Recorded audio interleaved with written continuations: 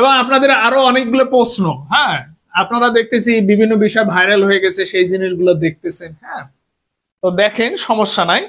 ওই যে দেখলাম মাঝখানে একটা ভিডিও আসলো, ভাই পড়ি কিন্তু মনে থাকে না, ঠিক আছে, পড়া মনে থাকে না, ঠিক আছে, পড়া মনে থাকে না, এটা তো জাতীয় রোগ রে ভাই, এটা আমারও আছে, সবারই আছে, এটা সবারই হয়, ঠিক আছে। তো এই জন্য বিভিন্ন ধরনের তোমরা টিপস করতেছো, শিখতেছো, করতেছো। আমি কয়েকটা টিপস দেই, ওই কয়েকটা টিপস মানিও। হ্যাঁ, ওই কয়েকটা টিপস মানলে একদম 100% কাজ হবে কিন্তু। হ্যাঁ, নাম্বার 1, ঠিক আছে, বেশি করে মোবাইল ফোন ব্যবহার করো, ঠিক আছে, খুব যত পারো মোবাইল ফোন ব্যবহার করো, ঠিক আছে, তাহলেই কিন্তু পড়া মনে থাকবে। নাম্বার 2, 3টা 4টার আগে ঘুমানো যাবে না, 3টা 4টা পর্যন্ত রাত জেগে তোমাকে পড়াশোনা করতে হবে, ঠিক আছে, রাত জেগে মোবাইল ইউজ করতে হবে, তাহলে কিন্তু পড়া মনে থাকবে 3টা 4টা পর্যন্ত, ঠিক আছে। এরপর একটা অক্ষরও লেখা যাবে না, ঠিক আছে, কোনো কিছু লেখা যাবে না, ঠিক আছে, কোনো কিছু লেখা যাবে না। ওই 4 ঘন্টা 5 ঘন্টা ধরে টিচারদের হা করে ক্লাস দেখবেন, ঠিক আছে, 4-5 ঘন্টা ধরে হা করে ক্লাস দেখবেন, আর 5-10 পৃষ্ঠার হলো সাজেশন দিবে, সেই সাজেশন পড়বেন। হ্যাঁ, আর বই নিয়ে বসে থাকবেন যা সব করার জন্য বই নিয়ে আসবে। আমরা তো জীবনগুলো বই পড়ি নাই, আমরা বই পড়ছি তার, আমরা জীবনগুলো বই পড়ি নাই। আমি তো জীবনগুলো বই পড়ি নাই, তো বই না পড়ে যে সারাটা ক্লাস নিচ্ছে সেগুলো দেখেই শিখছি, সেগুলো দেখলেই পড়া মনে থাকে। তো তোমাদের থাকে না, তাহলে তোমাদের তো সমস্যা এটা। তাহলে এই কাজগুলো করবেন, বেশি করে মোবাইল ফোন ব্যবহার করেন, 3টা 4টা রাত 3টা 4টা পর্যন্ত পড়াশোনা করবেন, এর আগে ঘুমানো যাবে না, কোনো কিছু লেখার দরকার নাই। হ্যাঁ, লেখা যাবে না, 4-5 ঘন্টা ধরে মানে ক্লাস করেন, ঠিক আছে। আর অপর দিকে হচ্ছে কমন পাওয়ার আশায় 2-10 পৃষ্ঠার বই পড়েন, না খাওয়া, আরো আছে, ঠিক আছে, খাওয়া দাওয়া বাদ দিয়ে পড়াশোনা করেন, ঠিক আছে, খাওয়া দাওয়ার দরকার নাই তো, ওই 14 ঘন্টা 16 ঘন্টা 18 ঘন্টা পড়াশোনা করা লাগবে না, এতগুলো না পড়াশোনা করলে আপনাদের পড়াশোনা হবে নাকি, জীবনগুলো তো মনে থাকবে না।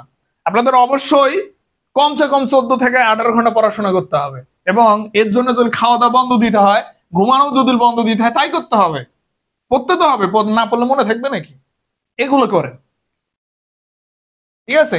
আর আমার বই থেকে 100% কোশ্চেন কমন আসতেছে, এই বইগুলো নেন, এই বই থেকে 100% কোশ্চেন কমন আসবে, ঠিক আছে, এই বইগুলো নেন, এই বই বললেই হয়ে যাবে, আর লাগবে না, এগুলোই করেন, এগুলো করলে আপনাদের প্রস্তুতি 100% কমপ্লিট হবে, ঠিক আছে।